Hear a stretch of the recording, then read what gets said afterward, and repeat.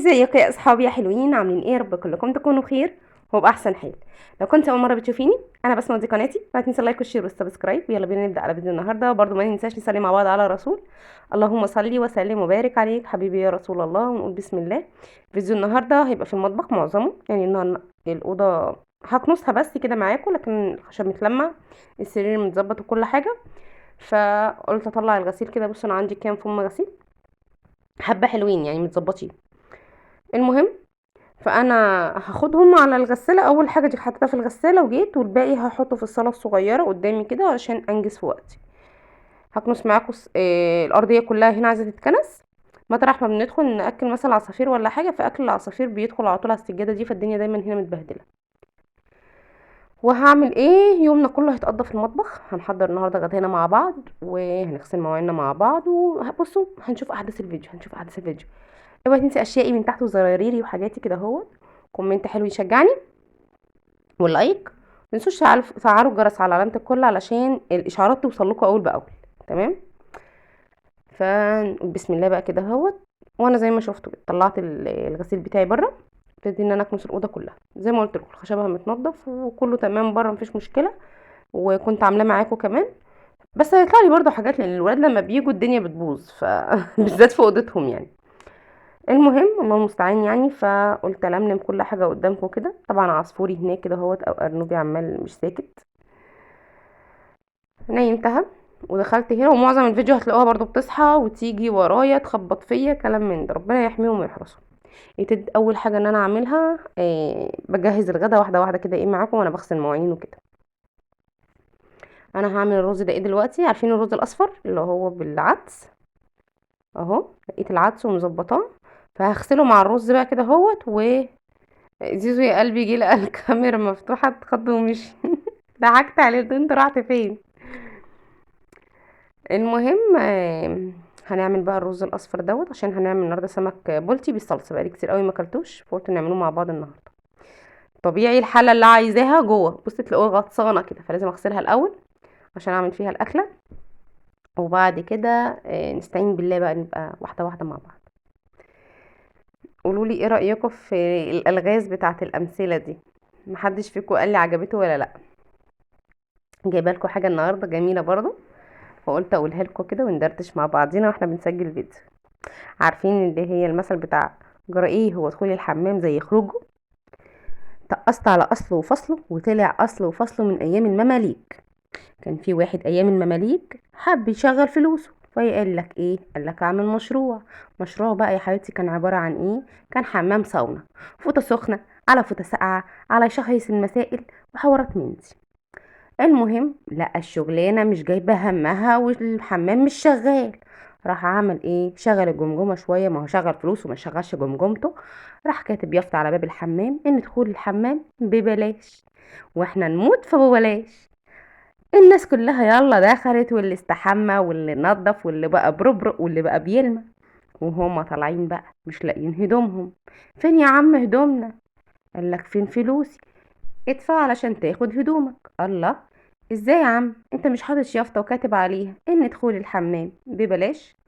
راح قايل لهم اه انا كاتب ان دخول الحمام ببلاش، بس ما كتبتش ان خروج الحمام ببلاش.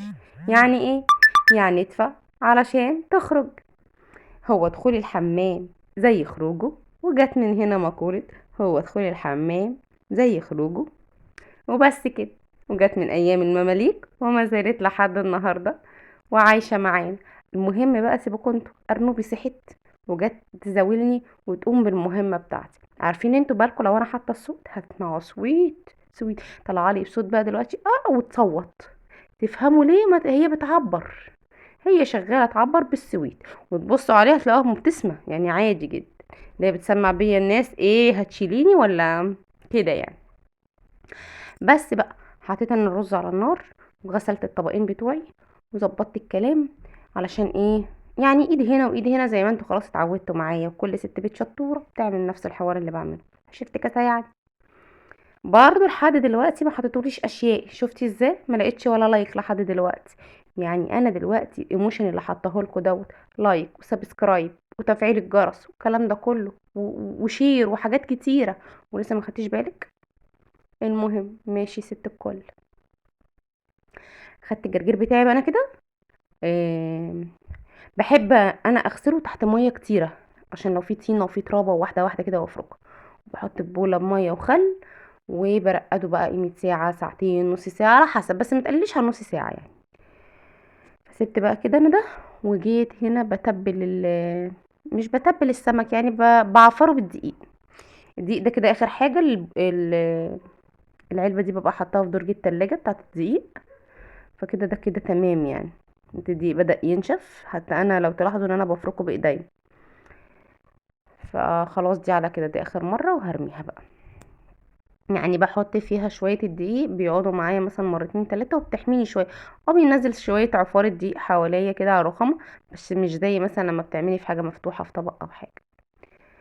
المهم، بصوا زيزو واقف جنب مني عايز يعرف كل حاجه عشان يعمل لوحده، عايز يحط. قلت له لا يا حبيبي تحط ايه؟ لسه برضو الاطفال ما تملكش ان هي تبقى كل اعصابها في ايديها زيك يعني. انا يعني الفكره في ايه؟ بص انا بسجل الصوت وبنتي مظبطاه بره، والله زياد ده حمال اسيه معايا. الام التانية الام البديله ليا والله. ربنا يحميه يا رب. إيه بس بقى انا لميت كده دقيقه عشان ده هيترمى خلاص. الاولاد ملهاش اعصاب في ايديها زيك، هيعملوا حركه حتى لو كانت صغيره لازم هيمسحوا في هدومهم ويمسحوا حواليهم. فاهمين الفكره؟ فانا بتجنب ده. هم عايزين يساعدوني في حاجات، تمام مفيش مشكله، بس اللي يقدروا عليه. لسه وقت بدري قوي على سنهم، واحده واحده. بس مش معنى كده ان هم ما بيساعدونيش، لا يساعدوا ويتعلموا. بس لو في يوم الدنيا تمام ماشي، عفر لي واحده، اعمل لي سمكيه، كلام من ده، بس مش في كل مره. اول حاجه ابتديت بيها في الطاسه بتاعه السمك دي، انتوا خلاص حفظتوها. حطيت الاول البتنجان، وكنت واقفه واللي بيطلع في ايدي اول باول. بصوا خدت كم مواعين ازاي. البطاطس دي محمراها نص تحميره زي ما انتوا عرفتوا. جربوا الطريقه دي وقولوا لي ايه رايكم فيها. نص تحميره كده وسيبيها، وشويه تعالي سخني الزيت وحطيها فيها تاني. هتلاقيها كريسبي من بره، وصدقيني وطريه جدا من جوه جميله. جبت فصين توم بقى كده اهوت، وقشرتهم وبخرطهم طرنشات عشان انا بحب التسبيكه بتاعه السمك تكون بالتومه. لكن اي حاجه تانية مكرونه وطبيخ بتاع بالبصل، ما بحبش فيها تومه خالص. بس بصوا بقى، طلعت البتنجان ورحت حاطه السمك على طول. وهنا الكسرولة ديت حطيت فيها شويه زيت ونزلت بالتومه. وبقلبها رايحه جايه اقلبها كده، وبعدين لما احمرت رحت نازله بالطماطم اللي انا ضربها. ضربه طماطمتين مش كتير. باخد اي حاجه. بصوا خلصت السمك وبمسح بالمره كده وهو سخن البوتاجاز بدل ما يتراكم عليا. افضل امسحه كام مره كده، وفي يوم ما اروح جايه غسله نظيفه. عايزه افك معاكم باب البوتاجاز. كنت بغسله، كنت بفك الازاز نفسه واغسله، وبعد كده المسامير زي كانها خلاص دابت. انا لو فكيتها هتتقطم. فلازم يوم ما اكون نازله افكها واخدها معايا على طول. عشان انا كنت قلت لكم قبل كده، سالت راجل في شارع اسطاسي في المنشيه. قال لي اسيل المسمار. قلت له لو فكيته هيتقطم. قال لي المهم تجيبيه انا هعرف انهي نوع. بس كده دلوقتي بقى ان انا خلصت كده غدايا. طالما هعمل السمك بالصلصه فعادي اعمله بدري.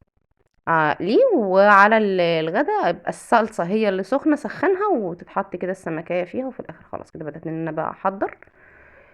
بصوا الرز الاصفر، يقول لك عليه الكشري الاسكندراني. انا بحبه، طعمه تحفه.